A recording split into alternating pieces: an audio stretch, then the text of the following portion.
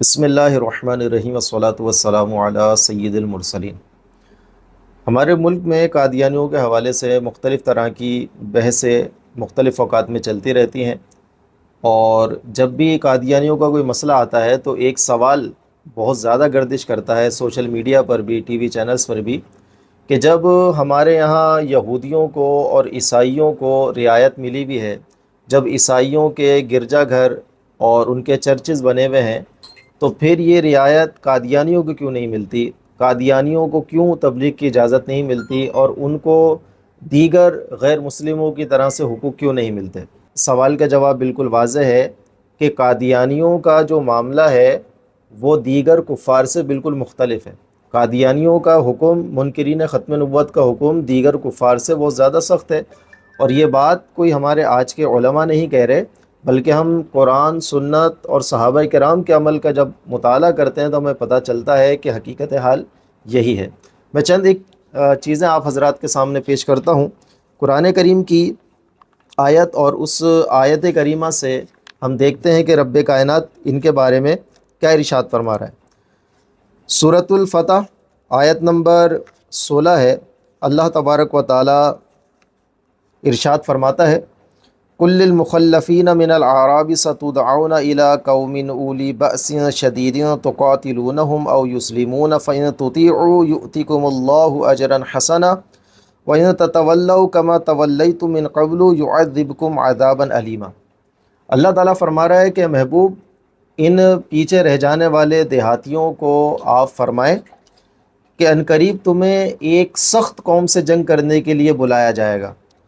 تقاتلونہم،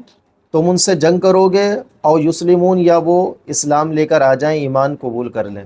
دیکھیں یہاں پر دو آپشن اللہ تبارک و تعالی نے ارشاد فرمایا، یا تو وہ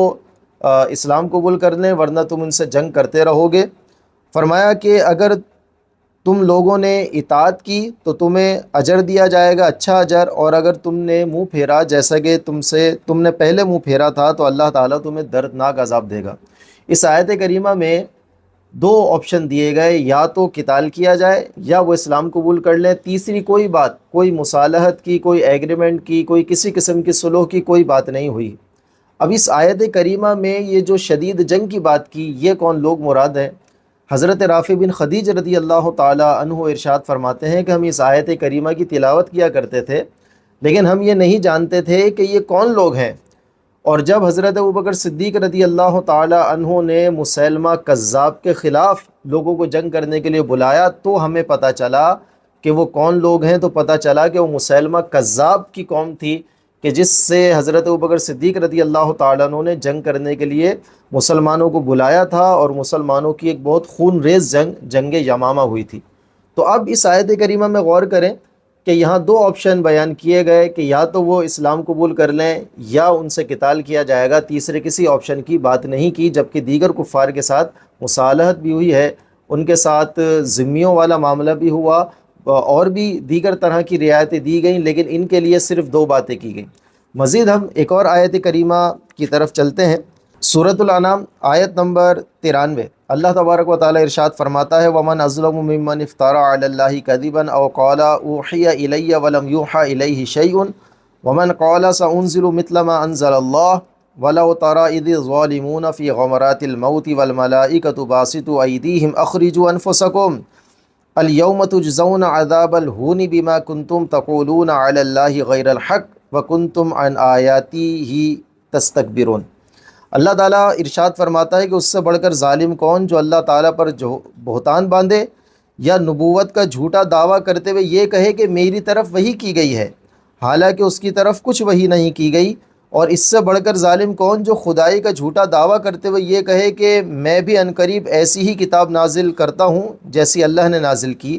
اور اگر آپ اس وقت کا منظر دیکھیں جب ظالم لوگ موت کی سختیوں میں مبتلا ہوں گے، اور فرشتے ان کی طرف اپنے ہاتھ پھیلائے ہوئے ہوں گے اور ان سے کہتے ہوں گے تم اپنی جانیں جسموں سے نکالو، آج تمہیں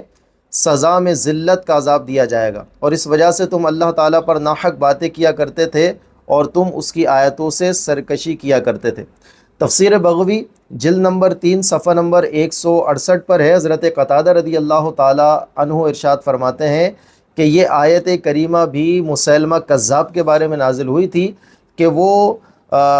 مختلف اشعار کی طرح سے کہانت کیا کرتا تھا اور اشعار کی صورت کے اندر اپنی بات بیان کرتا تھا، اور وہ دعوی نبوت کرتا تھا اور وہ یہ گمان کرتا تھا کہ اللہ تعالیٰ نے اس پر وحی نازل کی ہے۔ تو اللہ تعالیٰ نے اس کے اوپر یہ آیت کریمہ نازل فرمائی کہ وہ لوگ یہ گمان کرتے ہیں کہ ان کے اوپر وحی کی گئی ہے، حالانکہ ان کے اوپر کوئی وحی نہیں کی گئی۔ تو قرآن کریم کی واضح نصوص سے پتہ چلا کہ جس شخص نے بھی رسول اللہ صلی اللہ تعالیٰ علیہ وسلم کے بعد دعوی نبوت کیا ہے